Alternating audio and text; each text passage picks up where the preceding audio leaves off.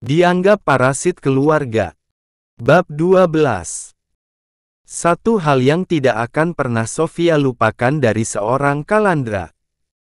Pria itu meminta Sofia untuk menjaga sekaligus memberikan yang terbaik untuk Zidane. Enggak semua orang dikasih kesempatan buat memiliki anak. Jadi, tolong lakukan sekaligus berikan yang terbaik untuk Zidane. Anak ibarat amanah, dan amanah harus selalu dijaga.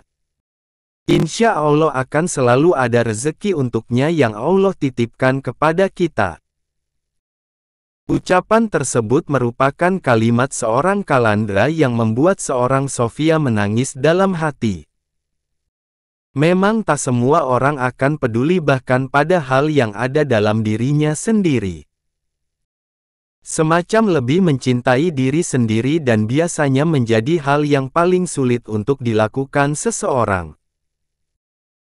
Padahal logikanya, jika menyayangi sekaligus mencintai diri sendiri saja tidak bisa, bagaimana bisa kita melakukannya juga kepada orang lain? Namun terlepas dari itu, yang Sofia masalahkan kini adalah kepekaan keluarga kandungnya. Mereka tetap tidak peduli walau Sofia sudah mengirimkan kabar perceraiannya dan David, melalui pesan WA. Sofia sudah minta maaf dan jujur dirinya belum bisa datang ke rumah untuk minta maaf secara langsung. Namun, tampaknya keluarganya telanjur kecewa terlebih sejak awal, permintaan Sofia tidak melanjutkan perjodohan dan David, mereka anggap sebagai aib. Ketika Sofia menghabiskan malamnya dengan renungan, kenapa keluarganya begitu tega setelah semua pengorbanan yang ia lakukan, meski ia hanya mampu mengais rezeki dengan menjadi pekerja kasar bahkan sampai ke negeri orang, David malah mendadak linglung lantaran selain Fajar tetap mendukungnya untuk maju menerima tuntutan Sofia tanpa saran yang lebih masuk akal. Kembalinya ia ke kontrakan malah membuatnya seolah terjebak di dalam neraka nyata. Kontrakan benar-benar berantakan. Pakaian, piring, gelas, mainan, berserak di lantai ruang keluarga yang juga menjadi ruang pertama di kontrakannya. Sementara ketika David masuk ke kamarnya, di sana juga tak kalah berantakan dan sudah menjadi tempat tidur Dava dan kedua adiknya. Ada buku juga yang terserak berantakan baik yang di tempat tidur atau malah di lantai dan sebagiannya disebok-sobek. David yang merasa sangat marah terlebih kini ia tengah banyak pikiran, tak mungkin menegur sang mama Yang. Di kasur yang ada di ruang tamu, sang mama sudah lelap dengan aroma balsam yang tercium sangat kuat. Bisa ia pastikan, wanita tua bertubuh besar itu sedang kurang enak badan. Sementara ketika David memastikan pintu di hadapannya, pintu kamar yang ada tepat di sebelahnya dan itu pintu kamar Anggun, pintu kamar tersebut dalam keadaan terkunci. Jadi, yang David lakukan hanyalah mematikan televisi di depan sang mama yang masih dibiarkan menyala, kemudian membereskan semuanya sendiri. Tadi, sepulang kerja setelah sempat mengemis pada Fajar untuk membantunya memberi solusi, David memang tak langsung pulang. Ia terlebih dulu mampir ke rumah orang tua Jihan untuk membahas pernikahan mereka. Semacam seserahan dan mas kawin sudah disediakan. Namun, ternyata pihak Jihan meminta resepsi besar-besaran lengkap dengan hiburan yang berharga fantastis. Sempat menolak, David malah diancam akan dijebloskan ke penjara oleh pihak keluarga Jihan.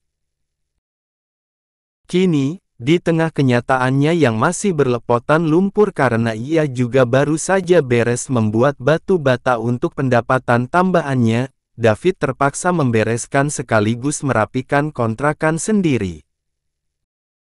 Membereskan lantai yang super kotor karena bekas makanan bahkan cantik, dan tentu saja terlebih dulu memisahkan barang yang masih bisa dipakai maupun dibuang. Mencuci perabotan yang bahkan tetap dibiarkan di posisinya dari sebelum Sofia pergi hingga makanan yang tersisa busuk dan menebarkan aroma tak sedap.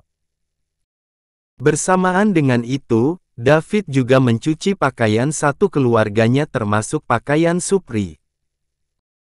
Sadar dirinya bukan robot yang bisa selalu bekerja karena robot saja ada masa bekerjanya, David mencuci pakaian menggunakan mesin cuci. Namun, belum lama proses pencucian dimulai, listrik di kontrakannya malah anjlok. Iya, tadi David memang sudah mendengar nyanyian dari token yang meminta diisi. Hanya saja, David yang telanjur lelah tapi masih harus membereskan rumah, memilih tak peduli. Sudah pukul 1 pagi, dan David benar-benar merasa lelah. Lelah fisik, lelah pikiran juga, bahkan David juga kelaparan. Andai ada Sofia, aku pasti enggak serepot ini. Biasanya Sofia yang urus semuanya. Termasuk isi token listrik. Ini. Sejak Sofia pergi sepertinya rumah memang enggak pernah disapu. Piring, gerabah juga baru dicuci dan itu oleh aku. Hanya sebagian pakaian saja yang dicuci dan itu pun mamah yang melakukannya. Mbak Anggun beneran kebangetan. Kalau gini terus, aku malas kasih uang bulanan. Kontrakan pun cukup bayar separuh dan mending aku tinggal di rumah Jihan. Lirih David yang tetap mencuci piring di tengah kegelapan lantaran ia malas mengisi tokennya. Awas saja. Aku sengaja enggak isi token, mau gimana Mbak Anggun sama Mas Supri. Kebangetan andai mereka tetap biarin, batin David mantap dengan keputusannya. Namun, nyatanya token tetap dibiarkan mati hingga keesokan malamnya, David pulang. Keluarganya malah memilih memakai lilin sebagai penerangan di kontrakan. Listrik mati, otomatis air juga mati. Sedangkan David juga baru beres membuat batu bata dan tubuh sekaligus pakaiannya masih sangat kotor. Dengan perasaan dongkol apalagi keadaan kontrakan juga kembali seperti kapal pecah setelah susah payah ia rapikan, pria itu terpaksa membersihkan diri di luar rumah. Sekitar pukul 12 malam, David menjadikan toilet umum di belakang ruko Sofia sebagai tujuan sekaligus tempatnya mandi, membersihkan diri. Selesai mandi, David malah terpaku pada keadaan ruko Sofia yang tertutup rapat. Sofia lagi ngapain? Ya. Dia sama sekali enggak ngabarin. Capek banget, aku juga lapar banget, andai aku bangunin dia, pasti dia mau. Selama ini kan, hanya dia yang sabar urusin aku. Bentar, deh. Sofia kan belum minta rujuk apalagi memohon agar aku mencabut talakku, batin David dan memang kelaparan karena kini pun, perutnya sangat berisik. Ya sudah deh, mending aku hubungi Jihan saja, tapi bentar, yang ada malah nanti digerebek, pikir David lagi. Tak beda dengan malam kemarin, malam ini pun David tidur sambil menahan lapar dan itu di tempat tidurnya yang kembali dihuni Dava dan kedua adiknya. Namun karena ketiga bocah itu tak mau diam walau sedang tidur, tubuh David yang tak sebesar ketiganya langsung menggelinding jatuh hanya karena satu kali tendangan. Karenanya, dengan berat hati, David kembali mengalah tidur di lantai yang dihiasi sobekan kertas maupun alat tulis yang tercecer. Suasana pagi menuju siang yang masih sama. Suasana ramai khas pasar di salah satu kecamatan yang masih menjadi bagian dari Kabupaten Cilacap, Jawa Tengah. Namun dari semua aktivitas, lalu lalang mereka yang lewat dan menjadikan warung makan Sofia jalan hanya karena pintu depan sekaligus belakang ruko mungil tersebut terbuka lebar, menjadi gangguan tersendiri untuk Sofia yang sedang sibuk mengurus segala sesuatunya sendiri. Iya, jika mereka permisi bahkan sekadar untuk basa-basi, kadang hadirnya mereka yang membuat warung makin sempit juga mengganggu pembeli di warung. Tak jarang, ada saja yang tak jadi beli lantaran sempitnya warung membuat mereka harus mengantre. Seorang wanita berjilbab hitam bertubuh segar dan baru datang, terheran-heran mengamati suasana warung Sofia. Sofia yang kebetulan baru balik badan meninggalkan kedua kompor yang semuanya dalam keadaan menyala dan keempat sumbunya juga dihiasi masakan berbeda, tersenyum menyambutnya. Itu Ibu Ines selaku pemilik ruko yang Sofia sewa. "Loh, Mbak Sofia masih jualan?" ujar Ibu Ine masih terheran-heran.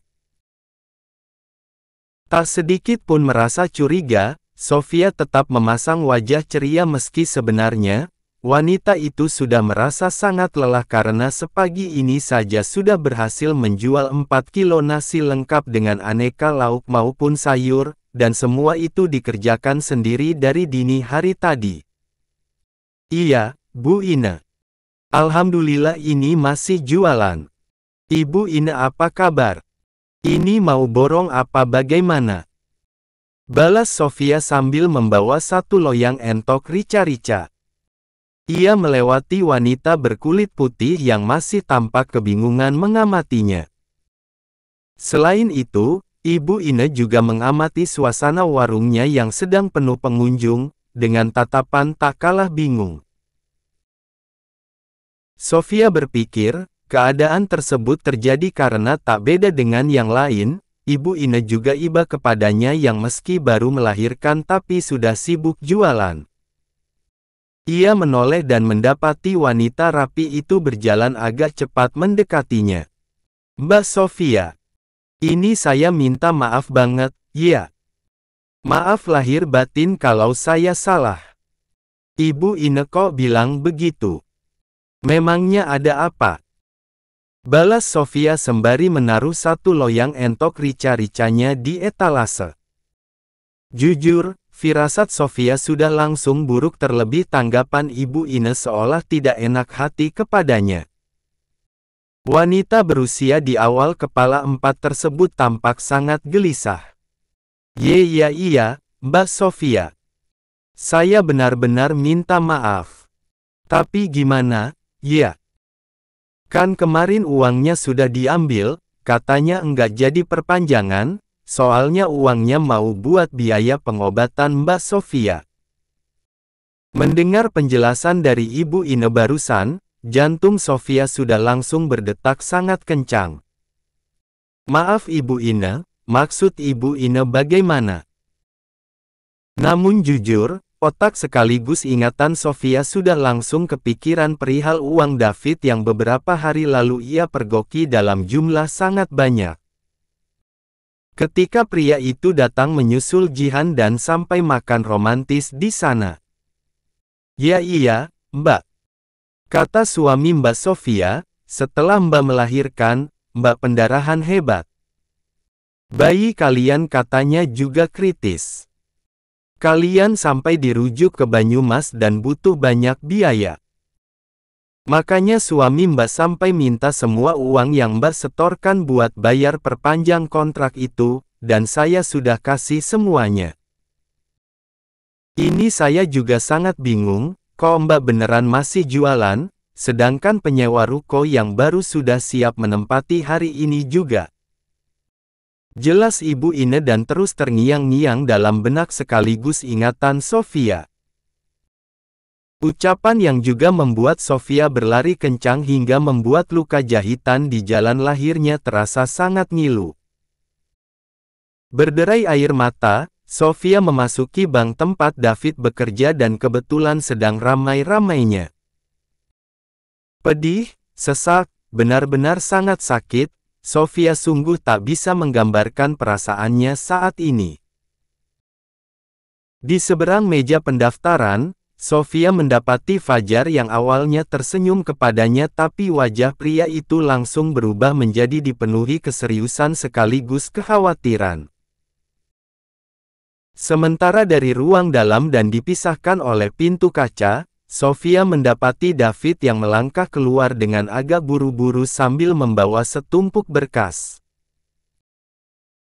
Ketika akhirnya mantan suaminya itu keluar, tanpa pikir panjang Sofia langsung menghantamkan teflon besar yang wanita itu pegang menggunakan kedua tangan, sekuat tenaga pada wajah David. Sontak, apa yang Sofia lakukan dan sukses membuat David yang awalnya tidak menyadari keberadaan Sofia, menjadi pusat perhatian. David sampai terpental dan berakhir terbanting ke lantai setelah sebelumnya juga sempat sempoyongan. Sementara berkas yang awalnya David pegang menggunakan kedua tangan, berhamburan, beterbangan dan sebagiannya sampai menghujani meja teller keberadaan Fajar. "Tega kamu, Mas." Emosional dan masih berderai air mata, suara lantang sekaligus bergetar Sofia berhasil mengguncang suasana di sana. Semuanya kompak berdiri, berkerumun dan menatap ngeri apa yang terjadi. Satpam yang awalnya berdiri di sebelah pintu masuk, buru-buru masuk sekaligus menghampiri Mbak Sofia. Satpam tersebut langsung berusaha melakukan pendekatan kepada Sofia. "Jangan ikut campur." Sofia menatap marah sang satpam. "Biarkan saya menuntut keadilan. Biar semua yang di sini tahu kelakuan pria ini." Kemudian fokus Sofia kembali pada David yang masih meringkuk sambil meringis kesakitan di lantai. Tak ada yang berani mendekat apalagi menolong David, terlebih mereka juga tahu masalah pribadi David dan Sofia yang memang telanjur tersebar. Masalah yang juga masih menjadi gosip hangat di lingkungan kerja mereka, sampai hari ini.